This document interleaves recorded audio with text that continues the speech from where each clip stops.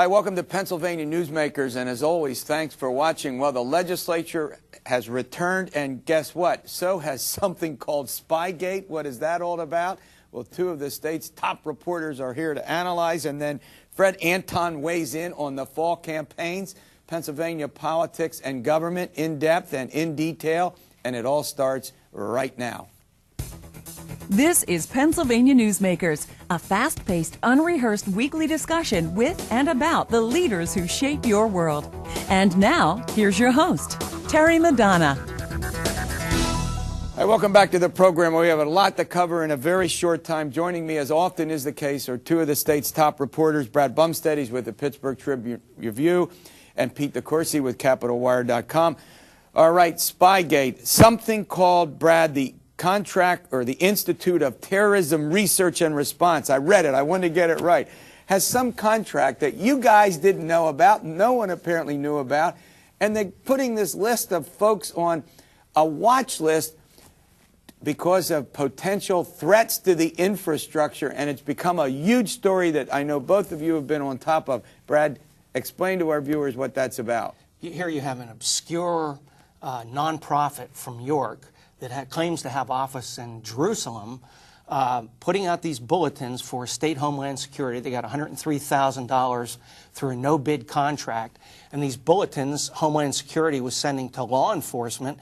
And in addition to all sorts of ravings about al-Qaeda in other countries, they included environmental groups protesting Marcellus shale drilling, Quakers and other peaceful anti-war activists. And Gene Still. And Tea Party groups. Whenever there was a Tea Party rally, they warned law enforcement about security. So the whole point about this was they were, in a sense, a receiver, a collector of information on potential threats, and then they would notify the local police, or the state police, I presume, about that threat so the police could be forewarned. But in the process, all kinds of groups that are about as terrorist as my belated grandmom, right? Meaning, right. You know, go ahead. And they're offended by that. I mean, different groups that are, all of a sudden are lumped in with terrorism and al-Qaeda. It's like, well, what are we doing here? Yeah.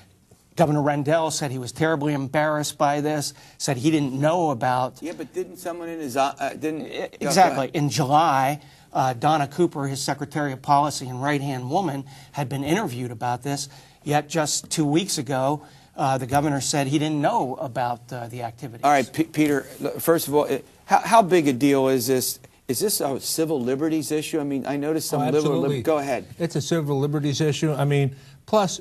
Basically what happened is you had this group in York which wrote a bunch of right-wing screedy stuff. They basically said, we have to ally ourselves with the natural gas industry and protect it.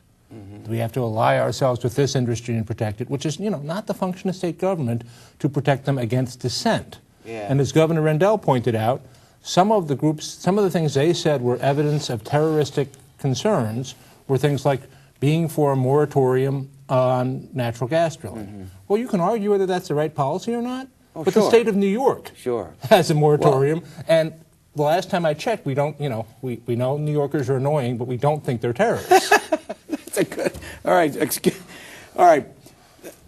Brad, where does this go? I mean, what are the implications of this institute? I thought the Institute of Terrorism Research and Response was a Philadelphia bait. You're saying it's York? Well, on their incorporation papers, they list York, and the co-director, Mr. Michael Perlman, is a former York City police officer. But they claim to have an office in Philadelphia and Jerusalem. But the papers show them being incorporated in York. I want to move on. We have a lot of other stuff and very limited. Do you know how they got this information? They said they weren't out surveilling people. You know, they weren't out with little cameras. Where did they get the information? It looks like a conglomeration of stuff from, you know, national news services, perhaps sources that this other co-director, Aaron Richmond, had. He's a former Jerusalem police commander, but primarily blogs and chat rooms. Wow. Do you think this has implications in the campaigns? For governor or senator, I don't see that directly. Do you? I don't see, I mean, unless one of the two candidates for governor is directly linked to this, which I've not seen, I don't see, I mean, this certainly, I think, somewhat tars Governor Rendell's legacy. The other thing that I think that happens is there's a bunch of proposals to do things that involve greater surveillance of regular citizens to see if, you ran a stoplight, to see if you have your tags on your car correctly, to see if you have insurance. I think this kind of thing kills all these things for this session, next session, because now we are the state that spied on people for disagreeing. We're going to get out of this segment early because I want to keep you here a little longer in the next segment. I want to get into what do you think about Governor Rendell. He's got a couple of months. We had Donna Cooper on last week as policy advisor, as you point out, as top right-hand person to do most of the policy. When we come back, Governor Rendell, asset or liability to the Democratic candidates this year in Pennsylvania. This broadcast of Pennsylvania Newsmakers is presented by the Pennsylvania Chamber of Business and Industry, the statewide voice of business, and by the Pennsylvania Cyber Charter School, bringing educational innovation and freedom to the children of Pennsylvania. This broadcast of Pennsylvania Newsmakers is presented by PAConstructionJobs.com. For more information about rewarding careers in the highway construction industry, visit PAConstructionJobs.com. And by the Pennsylvania Manufacturers Association. Business in Pennsylvania is our business. Hi, welcome back with Brad Bumsted and Pete DeCoursey. Both are journalists. Both have covered the Capitol and politics in this state for decades. I'm not making you guys older. I'm just saying you've got experience and you know what you're doing. All right, look, I want to start with you, Mr. DeCoursey. Tom Ridge, a huge figure, Director of Homeland Security. He comes into this state where he gets $1 million contract to lobby for Marcellus Shale. Nothing wrong with that. Let's get that out. Am I right? Nothing wrong with that. But, man, he's a major player. What kind of impact do you think he's having and his firm is having on this debate over the tax and the other policies that are relative to the Marcellus Shale deal? Well, the industry doesn't want to tax till they get their various concessions about how they can take people's property, even if they don't want to give them their property for drilling rights, and these other things. And so far, the proposals to tax are in disarray, and it seems like there won't be a bill. Either there won't be a bill or there won't be a bill without the industry's wish list in it. So right now, you'd have to say that team, and I want to emphasize, this is a dream team. This is, as Brad said earlier, this is the biggest team that Ridge has put together. Go ahead. The team the industry has put together of lobbyists is the biggest team and the most storied lobbying team since gambling, since 2003. Yeah, I mean, and you're talking about, the top people to lobby the legislature, the top strategists. I mean, you're talking about a dream team here, and Ridge is the most famous to the public. Now look, but this is a team that has torpedoed many pieces of legislation and passed many others. They have experience. They know what they're doing at every level. Now, I don't remember a governor. Do you remember a governor coming back and sort of playing a role as a lobbyist in the state? That's sort of a new. I don't remember that. But you got to look at it like this: the Marcellus Shale team, the industry, only has to play four corners ball here for 6, 7, 8 legislative days, whatever it is. And it's easier to stop something than it is pass something. And having a guy of Ridge's stature, he has star power up front there, I think helps them enormously. All right, look, we got out of the last segment. I do want to come back, Peter, to something we talked about. Governor Rendell, not arguably now his job performance is low. He's less popular than raising taxes.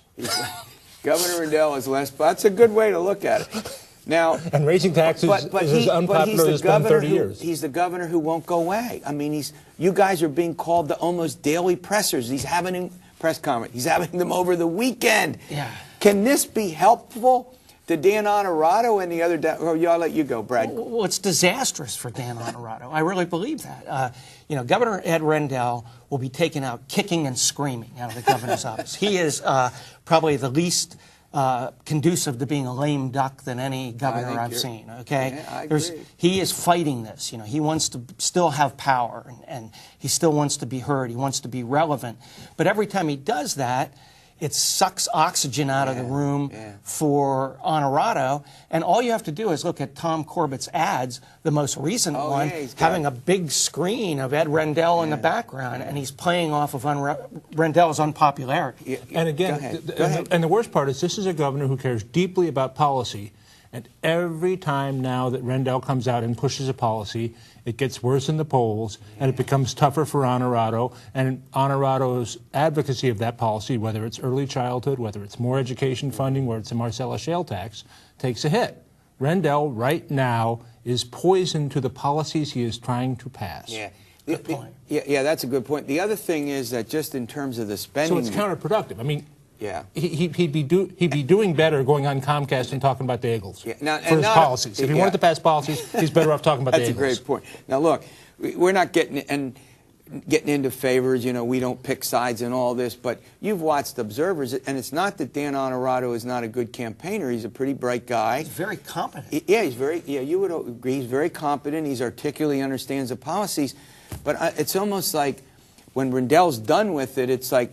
I joke and say it's when you listen to the candidates right now, it's like going to a convention of anesthesiologists. I mean, and does anyone really? He can't spend any money because I'm talking about Onorato, so he can't propose anything big. So it's all these little things that voters don't seem to pay much attention to. And he has half as much money available as Corbett.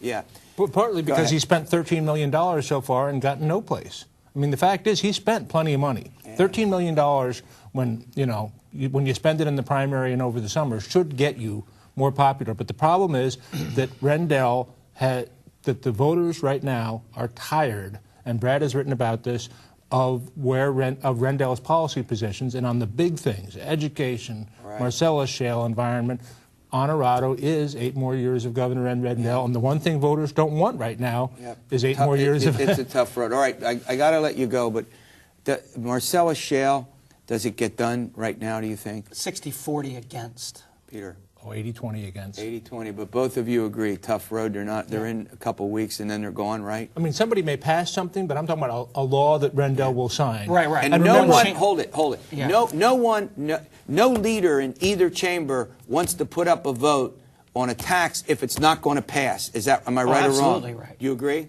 Absolutely right. And remember, the House Democrats want this as a campaign issue, too. Yeah, so that's another reason not to pass it. All right, great update. All right, Fred Anton is here. We're going to get into the politics of the United States Senate and the governor more in depth and in detail, as we say on Pennsylvania Newsmakers, following these words. This broadcast of Pennsylvania Newsmakers is brought to you by Pennsylvania Credit Union Association. Pennsylvania Credit Unions, where people are worth more than money. To find a credit union that is right for you, check out ibelong.org. And by the Energy Association of Pennsylvania, Pennsylvania's energy information source. This broadcast of Pennsylvania Newsmakers is presented by the State System of Higher Education. 14 state-owned universities. The state system is the largest provider of higher education in Pennsylvania. And by the Hospital and Health System Association of Pennsylvania, working towards a healthy Pennsylvania. Hi, welcome back to Pennsylvania Newsmakers. Well, it's politics 24/7 on this program. Joining me, as often is the case, is Fred Anton with the Pennsylvania Manufacturers Association. He represents the business community, but obviously Fred understands politics. He's been paying attention to it and active in it for, I won't ask you how long. You don't have to tell us. All right, Fred, what a huge change in the environment in 4 or 5 months in this state and in other states. Let's first of all, what's your sense about how this environment has changed? Well, my sense is this. Usually the identity of the candidate, whether the candidate was well known to the voters, and how much money the candidate had, and how much of a media campaign he could run, were the critically highly weighted factors in whether the candidate would win. The recent elections have shown that those factors are no longer important. But what is important is the message the candidate delivers. And my number one example of that is the Christine O'Donnell-Mike Castle race. In Delaware. The Delaware Republican primary. Big upset. Big upset, and clearly defines the mood of the electorate. Here is Mike Castle, well-respected, mainstream Republican, right down the middle. And the voters rejected him for someone who articulated a more conservative, anti-Washington message. That's the message that's been playing in many of the other Republican primaries. That's what's going to drive. So you think Republican voters, I mean, let's talk about two things, Republican voters and independent voters. You think Republican voters are now more conservative, obviously because of the debt and deficit and the spending from the president and the Democrats. Is that what's largely behind this? That's what's largely behind this. I think what's driving the conservative thrust is not the social issues. What's driving the thrust are the economic issues. Yeah. And that's the reason why the Philadelphia suburbs will vote for Corbett and Toomey, because Toomey particularly, Toomey is an economic conservative. Right. So your point is, in this recession, the economic issues have driven out the social questions for the time being, and we have this Tea Party activism, which you would argue helps Republicans this year? I think I think the spirit of the Tea Parties, now the Tea Parties are obviously more extreme right-wing voters, but I think the spirit of less government spending, the legislators that are incumbents have not solved our problems. Right. They are to blame, both Republicans and Democrats. So it's sort of anti-establishment and a more populist movement that's afflicting the body politic. I think that word that you just used, populism, particularly economic populism. Right. A lot of people are out of work, or no people are out of work. I believe the unemployment is structural. Right. I don't believe the economy may come back, but the employment may not come back along with it, and that is a very bad situation. Well, the other point that I think deserves to be mentioned is that even, certainly in this midterm election, which not arguably the Republicans will do better than they did in 06 and 08 when they got thumped, is the belief by the voters that the recession is not over and may be around for a while. That's basically the point you're making, I think. I am making that point, and I believe the recession may end. The recession is a technical economic definition. Yeah. The unemployment of your neighbor is a reality. Yeah, good point. Go ahead. I believe that unemployment is going to be high for a while, because I believe productivity caused by technology, an increase in productivity, and the use of cheaper foreign workers has resulted in less employment available in the United States. All right, when we come back, I want to ask Fred Anton to weigh in on the governor's election. Tom Corbett continues to have a fairly sizable lead in all the polls. Will the race tighten up? And who's likely to win? Back in a moment. This broadcast of Pennsylvania Newsmakers is presented by Highmark Blue Shield, changing the way health plans work for business with a variety of plan options for employers and more choices for employees. Information is available at highmark.com. Have a greater hand in your company's health. And by the Pennsylvania Healthcare Association, the future of long-term care. Hi, welcome back to the program with Fred Anton, a frequent guest on the program, head of the Pennsylvania Manufacturers Association. All right, Fred, look, you heard in the earlier segment, I was talking with Pete DeCoursey and Brad Bumsted about, we got in a little bit about the governor and whether he's sucking the oxygen out of the race, but governor's race, Tom Corbett, Dan Onorato. But there is no doubt that Dan Onorato has a problem Corbett has jumped out to this lead, and he's maintained it 11, 12, 14. Do you think this race has any prospect of tightening? Almost nobody wins in a governor's election initially.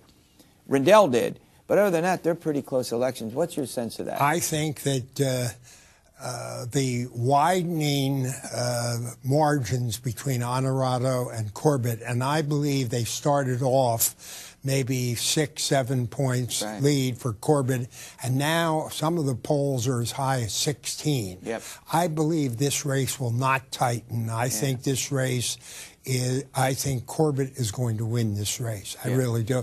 Corbett is much more, has a profile which is much more in line with the mood of the times. And he has a much better statewide profile than Onorato does.